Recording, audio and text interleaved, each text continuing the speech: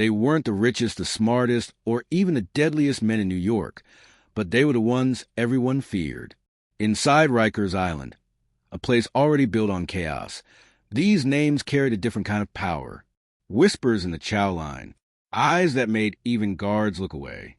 Some ruled through violence, others through silence, and a few through secrets no one dared to speak aloud. But what happens when the monsters inside the cage start to rule it?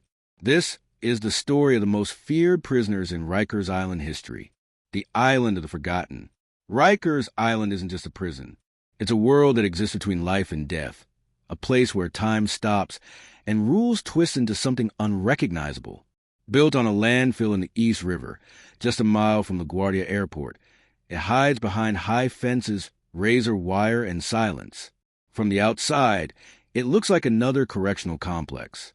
But step inside and you feel it, the tension, the smell of sweat, fear, and concrete. Here, over 10,000 inmates once lived shoulder to shoulder. Gang leaders, killers, and men whose names were written on the walls in blood. Even the toughest correction officers whispered about certain inmates, calling them untouchable, uncontrollable, or worse, possessed. But what made these men so feared? Was it what they did on the outside, or what they became inside? To understand that, you have to go back. Through decades of riots, gang wars, and cold, sleepless nights where every shadow could be a threat. Tonight, we're opening the files, the stories Rikers itself tried to bury. Before we begin, if you're fascinated by the hidden world of prisons, untold crimes, and the dark side of justice, make sure to like, share, and subscribe to the channel. It helps us uncover more stories that were never meant to see the light of day. Now, let's go inside Rikers Island, where fear has a name and legends are carved in blood and concrete. The birth of a beast. The year was 1988. Crack cocaine had turned New York into a battlefield, and Rikers Island was overflowing. 22 men in a cell built for 15. Fights broke out over soap, over food, even over air. That's when he arrived. Marcus Red Duvall, 23 years old, convicted of 3 murders in Brooklyn. The first night, guards said he didn't blink. He just sat on his bunk, hands folded, staring at the wall. By morning, his cellmate was dead. No one saw it happen. No one talked. When the officers asked, every man in the block gave the same answer. I didn't see nothing. Red wasn't loud. He didn't yell, but he had a way of looking at people, a stare that told you everything without saying a word. In the months that followed, his name spread through every tier. Inmates said he ran a secret court. If you stole, lied, or snitched, you didn't make it to breakfast. They called it Red's Law. But what no one knew was that Red wasn't working alone. Behind the chaos of Rikers, a new alliance was forming, one that would change the power structure forever. The Bloodline of Fear. To survive on Rikers, you needed allegiance. And no one understood that better than Tyrone Ghost Wells. He wasn't the biggest or strongest, but he had the mind of a chess player. Ghost ran contraband, made deals with officers, and somehow always knew what was coming before it happened. He and Red were opposites, one ruled by force, the other by information. Together, they created something no one had seen before, a network that linked every building, every tier, and every officer with a price. Within a year, the two had turned Rikers into a kingdom. Weapons appeared where there should have been none. Drugs flowed through laundry bags. And the violence? It became organized. But when power grows in prison, it attracts attention. From rival gangs, from the press, and from the Department of Correction Intelligence Division. That's when they brought in a special task force, designed to break the cycle of corruption inside. But what they found would haunt the department for decades. The officer who crossed the line, Officer Vanessa Morales, had worked Rikers for 8 years. She'd seen everything, stabbings, hangings, even riots. But nothing like this. When she was assigned to Building 4, where Red and Ghost ran their operation, she started noticing things that didn't make sense. Inmates with brand new sneakers, phones ringing after lockdown, and fights that ended before they began, like someone called them off. Vanessa started digging, and what she discovered could have ended her career, or worse, her life. Red wasn't just controlling inmates. He was controlling guards. Using fear, blackmail, and promises of protection, he had built a shadow government inside Rikers. He knew every shift schedule, every camera blind spot, every secret relationship between staff. Vanessa tried to report it, but the report vanished. The officer who helped her file, it was transferred overnight. And 2 weeks later, his car was found burning under the Whitestone Bridge. That was when she realized the truth. There are prisoners you guard, and prisoners who own the place. The night the island went silent, Vanessa Morales had always been careful. She knew that on Rikers, trust was currency, and every word you spoke could cost you. But after what happened to Officer Daniels, the man who helped her file that report, she stopped sleeping. Every night, she drove home checking her mirrors. Every morning, she checked under her car. That's when she made the decision that would change everything. She began recording. She had a small recorder inside her uniform vest, right above her chest. It wasn't authorized. It wasn't even smart. But in a place where truth didn't exist, it was all she had. The first week, all she captured was noise, shouting metal doors, the endless clang of keys. But then one night, something different. The voice of Red Duvall himself. You keep them quiet, and you'll get what's owed. Don't start thinking you're a cop in here. You're just another piece on the board. The voice was calm, deep, almost gentle, but the meaning was ice cold. He wasn't threatening her. He was reminding her. He already knew. That night, Vanessa found a folded note in her locker. No name, no handwriting. Just one sentence written in pencil. Stop recording. She froze. Only 3 people knew about the recorder. Her, the officer who bought it for her, and Internal Affairs. But Rikers had a way of making secrets bleed through the walls. She kept going, though, and on July 19th, 1991, everything she'd been afraid of finally came true. It began like any other shift, midnight to 8. Hot, humid, the air felt like steam. Building 4 was on partial lockdown after stabbing earlier that week. Vanessa walked her route, corridor, tier, cell block. Everything quiet. Too quiet. Then, all at once, the lights went out. Not just in her unit. The entire island. She heard a scream echo from somewhere deep down the corridor, followed by pounding on metal doors. The emergency lights flickered to life, red, dim, and distant. Through the haze, she saw silhouettes moving where no inmates should have been. Someone whispered her name. V, over here. It was Officer Ramos, pale and shaking. He said the generator room was on fire. But that wasn't the worst part. Several cells had been opened remotely. Someone had the keys. Someone on the inside. Vanessa followed him toward the control wing, but when they turned the corner, Ramos was gone. Only his flashlight lay spinning on the floor, its beam catching a smear of blood on the wall. She turned back and saw them for inmates, faces masked with torn pillowcases, eyes wide with fury. They weren't attacking each other. They were hunting someone. And then she realized they weren't hunting guards. They were hunting Ghost. Rumor said Ghost had betrayed Red, sold out one of their lieutenants to get a reduced sentence. If that was true, Rikers had only one law for traitors. Vanessa dove behind a supply cart as the riot erupted. The entire block came alive, screams, alarms, and the echo of metal against flesh. She could hear Ghost's voice yelling from somewhere above the noise. You think you can touch me? You think Red runs this now? It didn't last long. By the time backup arrived, the corridors were painted red. 8 inmates dead. 4 missing. 1 officer unconscious. And Ghost never found. Some said he escaped through the maintenance tunnels that ran under the island. Others said Red had him buried in the old laundry pit. No record. No body. No closure. But from that night on, something changed at Rikers. The violence didn't just happen anymore. It lingered, like a presence. Like the island itself had taken a life of its own. Vanessa quit 2 weeks later. She never turned in her last paycheck. The tapes she recorded were confiscated for investigation.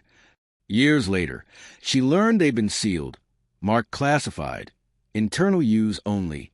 She moved upstate, changed her name, and refused every interview request. But one night, she left a voicemail on a journalist's phone, a single sentence before hanging up. There are men still running that island who were never inmates. The Journalist and the Forgotten Files. 25 years after that blackout, Rikers Island was again in the news. Protests outside the gates. Whistleblowers leaking footage. Reports of abuse and corruption that sounded too familiar. But for investigative journalist Elias Grant, it wasn't the headlines that caught his attention. It was a name buried inside an old seal case file. Vanessa Morales. Elias had made his career exposing institutional cover-ups, from police corruption to pharmaceutical kickbacks. But this one was different. The document had been redacted almost completely. Black bars covered entire paragraphs. Only 3 words were left untouched. Incident July 19th, 91, Building 4. He requested access under the Freedom of Information Act. Denied. He appealed. Denied again. The official reason? Security threat to ongoing operations. But Rikers hadn't reported an active case in that building for over a decade. Something was wrong. So Elias did what journalists do best. He went digging in the dirt. He started with Morales. Her personnel file listed a post office box. No home address. Her pension was never claimed. He called old officers, former inmates, even prison chaplains. Nobody had seen her since the 90s. Then one night, as he was about to give up, an unmarked envelope arrived at his apartment door. Inside, a single cassette tape labeled only with the words July 19th, Shift C. He didn't own a cassette player, so he bought one from a pawn shop the next morning. The tape hissed when it played, faint, muffled, but the voices were clear enough. First, the sound of gates closing, metal echoing through concrete.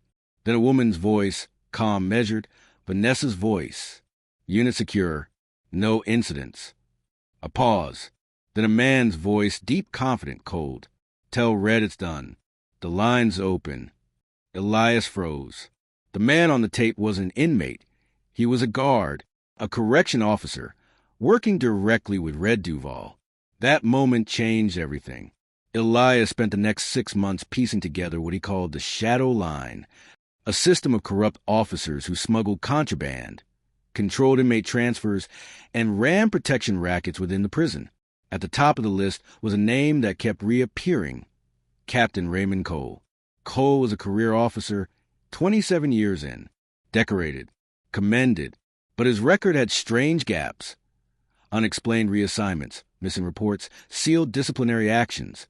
Every time something violent happened at Rikers, Cole's name appeared just before it, and vanished right after. Elias arranged a meeting through a retired sergeant who owed him a favor. They met at a diner in Queens. Cole, now older, heavy but sharp-eyed. Elias, I'm investigating Vanessa Morales. You worked with her, didn't you? Cole, worked with a lot of people. Elias, what happened that night, July 19th, 1991? Cole, you think you can dig through ghosts and come out clean? Elias, people died. I just want the truth. Cole, the truth? The truth is, Rikers runs itself. Always has. Always will. He stood up, threw down a 20, and walked out. But before leaving, he said something Elias would never forget. You want to know who the most feared prisoner was? He's still there. That line stayed with Elias for weeks. He searched every active inmate record from 1990 to the present. Nothing matched. Then, buried in an internal database, he found a reference code. Subject R 47B, classified housing, Block Z. No name, no date of birth, no conviction listed. Just a label. Do not transfer administrative custody. R 47B, an inmate who officially didn't exist. When Elias tried to pull the file, his access was revoked. His account was locked out of the system. The next day, a black SUV followed him home from his office. When he turned his phone on, it was wiped. The message was clear: stop digging. But Elias couldn't. He was already too deep. He reached out to the families of inmates who died that night in 1991. Most refused to talk. Some hung up immediately. But one, Maria Duvall, the sister of Red Duvall, agreed to meet. She lived in a small apartment in Harlem, walls covered with faded photographs and court papers. When Elias mentioned her brother's name, she tensed. They said he died in '93. That's what they told me. But they never showed me a body. He asked if she believed her brother was still alive. Believe? No. But sometimes, when the wind's right, you can hear him. Rikers hums at night, you know? It's like it remembers. She handed him a small photograph, grainy yellowed, showing a young man with piercing eyes, standing next to a correctional van. On the back, a date, 1997, 6 years after Red's official death. Elias looked up, stunned. Where did you get this? It was mailed to me. No return address. Just a note that said, still watching. Something about that photo was wrong. The background, the van, the fence, the architecture wasn't Rikers. It looked newer, different. Elias traced the markings on the van and found they belonged to a private detention center in upstate New York, a facility built under contract with the Department of Corrections, one that didn't exist on any public record. He checked satellite maps. Coordinates led to a remote complex near the Catskills, fence fortified, surrounded by trees. And there was again a name hidden in the metadata of a scan report, Project Grayline. Whatever Red Duvall became after Rikers, it wasn't over, and Elias had just opened a door that powerful people wanted to keep shut. Project Grayline. The road to the Catskills was empty. Fog rolled low over the asphalt, blurring the guardrails, muffling the sound of tires. Elias drove without headlights for stretches at a time, afraid of being spotted. He'd memorized the coordinates from the metadata of that old file, 41.833 degrees north, 74.116 degrees west. There was nothing there on Google Maps, just a patch of forest and an old quarry. But people said the same thing about Rikers once, that it was just dirt and landfill before someone decided to build hell on it. At the edge of the forest, the signal on his phone vanished. No bars. No GPS. He parked his car behind a thicket of trees and continued on foot. The silence was unnatural. No crickets, no birds, just the distant hum of something electrical. And then, through the fog, he saw it. A wall. Tall. Reinforced. No signs, no gates, just floodlights that swept in slow, rhythmic arcs across the trees. And in the center of it all, a building. Gray, windowless, humming like it was alive.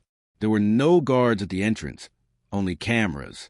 Dozens of them, watching every angle. Elias crouched low, moving along the perimeter until he found what looked like an old service access, a vent rusted, half covered by weeds. It wasn't big, but just enough. He crawled through, flashlight in one hand, voice recorder in the other. Inside was a tunnel, cold, damp, echoing with the drip of water. The air smelled like bleach and steel. As he moved deeper, faint sound began to emerge. Machinery, a faint buzz of electricity, and voices. He followed them until he reached a narrow metal grate. Peering through, he saw something that didn't belong in any prison. Rows of glass cells, each lit from above with a harsh white glow. Inside, men in orange jumpsuits, some pacing, some sitting motionless, eyes unfocused. Their heads were shaved, their arms tattooed with strange markings, not gang signs, not names, but numbers. And then his heart stopped. On the far end, leaning against the wall, was a face he'd only seen in photographs. Older now, scarred but unmistakable. Marcus Red Duvall. He pressed his ear to the grate. Two men in lab coats were talking near the cells. Man 1, he's been here 30 years and still doesn't talk. Man 2, he doesn't need to. He listens. Man 1, the Rikers group was the first generation. Project Grayline refined the method, obedience through sensory isolation. Man 2, and if the funding comes through, they'll expand federal use. Off-the-books containment for high-risk assets. Elias felt the blood drain from his face. Rikers wasn't just a prison. It had been a testing ground. And the men the world thought had died inside had been repurposed. He took out his camera, snapping photos through the grate, Red's face, the cells, the scientists. Then, suddenly, click, the sound of a door behind him. He turned. A flashlight beam cut through the darkness, blinding him. "Guard, you're not supposed to be here." Elias ran, down the tunnel, through the vent, out into the forest. Shouts echoed behind him. By the time he reached his car, his hands were shaking too hard to start the engine. He finally got it running and sped down the road. Headlights off again, heart slamming against his ribs. When he looked in the rear-view mirror, a black SUV had appeared from the fog. He drove for hours, weaving through back roads until he hit a small motel outside Kingston. There, he uploaded his photos to a cloud drive and sent a message to a trusted contact at a major news outlet. "If I disappear, publish everything." Folder name, Grayline. He hit send, and then the power in his room flickered. He looked out the window. 2 men were standing by his car. Not police, not guards. Something in their posture, too calm, too precise, made his blood run cold. He grabbed his recorder, shoved in his bag, and climbed out the bathroom window, disappearing into the woods again. Hours later, hikers found a car abandoned on Route 212. Keys still in the ignition. Traces of blood on the driver's seat. The photos never surfaced. The folder Grayline was wiped from the cloud. And just like that, Elias Grant joined the list of people who tried to expose Rikers and vanished. Months later, a small package arrived at the office of his editor. No return address. Inside was a single SD card labeled R47B. The footage was shaky, filmed in the dark. It showed the same facility Elias had described. The glass cells, the men, the white lights. But in the final seconds, as the camera panned across one of the walls, a reflection appeared. A man standing behind the lens. The same piercing eyes. The same stare. Marcus read Duvall. He looked directly into the camera and said just one word. "Still here." Then the footage cut to black. The footage that shouldn't exist. The video spread faster than wildfire. It appeared first on a dark web forum under the title R47B, The Forgotten Prison. Within hours, copies surfaced on Reddit, Twitter, and YouTube before being taken down. But by then, it was too late. Millions had seen it. The footage was grainy, distorted, but the image was unmistakable. Marcus read Duvall, alive, inside a facility no one could identify. And behind him, the walls marked with serial numbers and strange circular symbols, like a code. Government agencies denied involvement. The Department of Corrections released a statement calling it a fabrication. But experts noticed something they couldn't explain. The sound of air ducts, the hum of electricity. Even the voice of one of the scientists matched official Rikers maintenance recordings from 1991. Inmates began whispering about it in cells across the country. "Red's alive. He's coming back. He's not human anymore." Within weeks, the footage had become legend. But for the few who had worked at Rikers long enough, it was no legend. It was unfinished business. In the months that followed, strange things began happening inside the Rikers complex. New inmates, transferred from upstate, began showing violent, erratic behavior. They didn't respond to names, only to numbers tattooed on their wrists. They barely slept. They didn't eat unless commanded to. When officers asked where they came from, they all gave the same answer: program complete. At first, no one connected it to the leaked footage. But when one of those inmates, identified only as Subject 08-12C, killed 3 men in a single night without saying a word, the story reached the mayor's office. An internal investigation was launched, led by the new warden, Henry Lasker, a man known for cleaning up scandals quietly. He brought in his own team. No DOC oversight, no press access. Their mission was simple: find out who these men were and where they came from. But the deeper they dug, the clearer it became the inmates weren't new. They were returns. Lasker's team found that the inmates' identification numbers matched sealed transfer logs from the late 90s, the same period when Project Grayline was active. In other words, these men were officially dead. But here they were, alive, stronger, quieter, colder. One of them, recorded during an intake evaluation, said something that froze the psychologist in the room. "The walls still talk to us. Rikers remembers." The tape of that interview was never released, but a transcript leaked later. It described a man entering a trance-like state, repeating a single phrase under his breath. Red runs a line. Red runs a line. Red runs a line. By now, Vanessa Morales' name had resurfaced online. The forgotten officer-turned-whistleblower. Journalists began looking for her again, hoping she could explain what Grayline really was. But when police visited her upstate cabin, the door was unlocked, the TV still on, and her badge was lying on a table beside an unmarked envelope. Inside was a photo. Red, sitting in a glass cell, smiling directly at the camera. Across the bottom, scrawled in ink, the island was never the prison. That line became a riddle, debated on forums, dissected by journalists, studied by ex-inmates. What did it mean? The island wasn't a prison? Then what was? Some believed Grayline was psychological, a conditioning experiment meant to break prisoners until they could be controlled. Others said it was biological, that prisoners had been injected with something to erase fear, empathy, or memory. But one theory, the darkest of all, came from an anonymous post made under the username V91. The message read, Rikers was a test. Grayline was the result. They wanted men who could kill without conscience and obey without question. The account was deleted minutes later. But users noticed something chilling in its registration date, July 19, 1991. The same night the island went dark. Meanwhile, inside Rikers, guards began quitting without notice. They reported nightmares, sleep paralysis, even hearing whispers through the intercoms, voices that weren't on the channel. Cameras caught inmates standing motionless in their cells for hours, facing the walls as if listening. One night, during a security sweep, an officer noticed something carved into the concrete above the intake desk. R47B. No one knew how it got there. The area had been freshly painted 2 days earlier. When they checked the surveillance feed, the footage from that hour was missing. Corrupted, they said. The next morning, another inmate was found dead. No signs of struggle, no cause of death. Just a faint smile on his face. Outside the island, the press called it the Rikers Resurrection.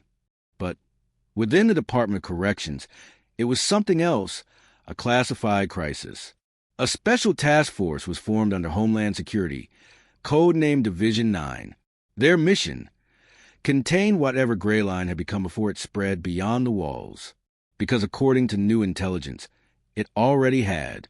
2 former Rikers inmates, both listed as deceased, had been arrested in separate states, one in Virginia, one in Chicago.